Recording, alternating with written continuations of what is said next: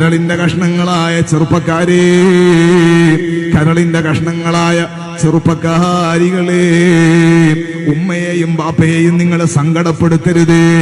ഒരു വാക്കുകൊണ്ട് ഫലാ തഖുല്ലഹുമാ ഉഫിൻ, പരിശുദ്ധ ഖുർആനിന്റെ ഭാഷ ഓർമ്മയില്ലേ? വളരെ നിസ്സാരമായ ഒരു വാക്കുകൊണ്ട് പോലും നിങ്ങൾ നിങ്ങളുടെ ഉമ്മ ബാപ്പമാരെ സങ്കടപ്പെടുത്തരുതേ. അവരോട് ഛേ എന്ന വാക്ക് പറയരുതേ.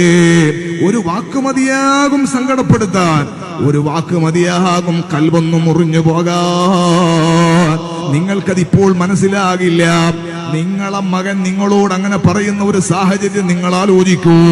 എല്ലാം എന്റെ മകനോടാണ്, എന്റെ പാസ്വേഡും എന്റെ യൂസർ നെയിമും എന്റെ മകനറിയാം, എന്റെ പെട്ടിയുടെ നമ്പർ എത്രയാണ് എന്റെ മകനറിയാം, എന്റെ ചാവി എവിടെയുള്ളത് എന്റെ മോനറിയാം. കാരണം ഞാൻ എന്റെ മകനോട് അത്ര ബന്ധത്തിലാണ്.